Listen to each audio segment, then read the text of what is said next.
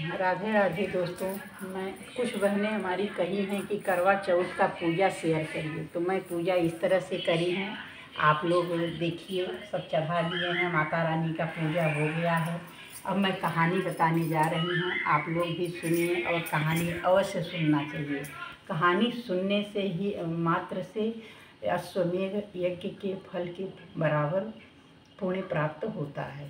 तो कार्तिक महीना में ये करवा चौथ, यह व्रत अति प्राचीन है। इसका प्रचलन महाभारत से भी पूर्व का है। यह व्रत सौभाग्यवती महिलाओं के लिए उत्तम माना गया है। सामान्य मान्यता के अनुसार सुहागिनें इस व्रत को अपने सुहाग की दीर्घायु के लिए रखती हैं। कहा जाता है इसे पांडवों की पत्नी द्रौपदी ने भी किया था।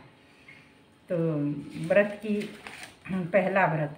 एक साहूकार था जिसके 7 बेटे और 1 बेटी थी। सातों भाई व बहन एक साथ बैठकर भोजन करते थे। एक दिन कार्तिक की चौथ का व्रत आया तो भाई बोला कि बहन आओ भोजन करें। बहन बोली कि आज करवा चौथ का व्रत है, चांद उगने पर ही खाऊंगी। तब भाइयों ने सोचा कि चांद उगने तक बहन भूखी रहेगी, तो एक भाई ने दिया जलाया, दूसरे भाई ने छलनी लेकर उसे ढांका और नकली चांद दिखाकर बहन से कहने लगे कि कल चांद उग आया है, अर्घ दे लो। बहन अपनी भाभीयों से कहने लगी कि चलो अर्घ दे दें। भाभियाँ बोली तुम्हारा चांद उगा होगा, हमारा चांद तो रात को उगेगी। तो बहन ने जब अकेले ही अर्घ दिया और खाने लगी तो पहले ही ग्रास में बाल आ गया और दूसरे ग्रास में कंकड़ आया और तीसरे ग्रास मुंह की ओर किया तो उसकी ससुराल से संदेशा आया कि उसके पति बहुत बीमार हैं, जल्दी भेजो। माँ ने जब लड़की को विदा किया तो कहा कि रास्ते में जो भी मिले उसके पांव लगना और जो कोई सुहाग का आशीर्वाद दे तो अपने उसके पल्ले में गांठ लगाकर उसे कुछ रुपए देना। बहन जब भाइयों से विदा हुई तो रास्ते में जो भी मिला उसने यही आशीष दी कि तुम 7 भाइयों की बहन बनी रहो, तुम्हारे भाई सुखी रहें और तुम उनका सुख देखो। सुहाग का आशीष किसी ने नहीं दिया। जब वो ससुराल पहुंची तो दरवाजे पर उसकी छोटी ननद खड़ी थी। वह उसके भी पांव लगी तो ननद ने कहा सुहागिन रहो, सपूती हो। तो उसने यह सुनकर पल्ले में गांठ बांधी और ननद को सोने का सिक्का दिया। तब भीतर गई तो सास ने कहा पति धरती पर पड़ा है, तो वह उसके पास जाकर उसकी सेवा करने के लिए बैठ गई।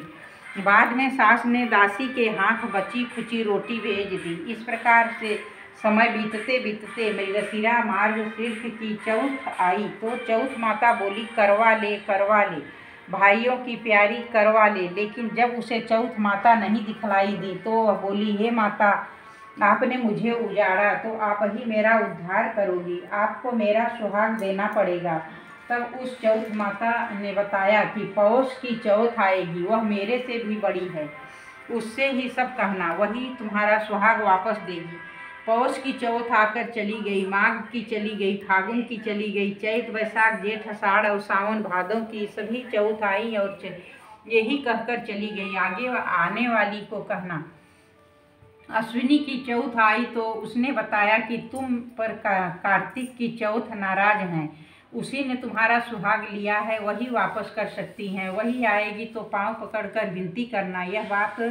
यह बताकर वो भी चली गई। जब कार्तिक की चौथ आई तो वह गुस्से में बोली भाइयों की प्यारी करवा ले, दिन में चांद उगाने वाली करवा ले, व्रत खंडन करने वाली करवा ले, भूखी करवा ले। यह सुनकर वह चौथ माता को देखकर उनके पांव पकड़कर गिड़गिड़ाने लगी, हे चौथ माता, मेरा सुहाग तुम्हारे हाथों में है, आप ही मुझे सुहागिन करें। तो माता बोली पापिन हत्यारिन, मेरे पांव पकड़कर क्यों बैठ गई।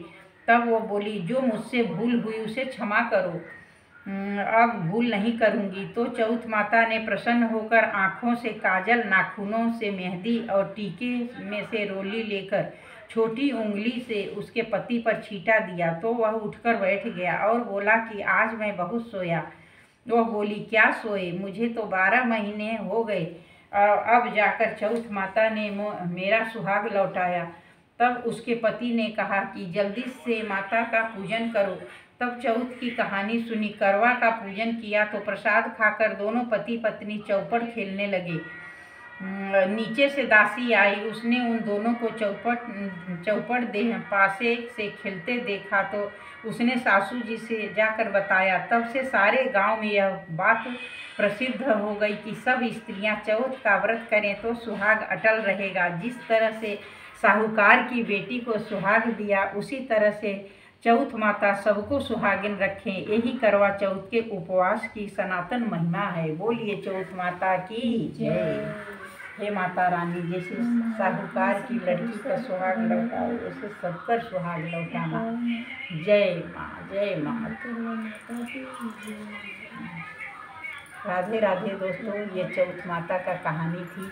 आप लोग भी श्रवण कीजिए और आप लोग भी करवा चौथ व्रत रखने का प्रयास कीजिए। जो नहीं करती हैं बहनें सब करें और माता रानी सबका सुहाग अटल रखें। जय श्री राम, सबको प्रणाम।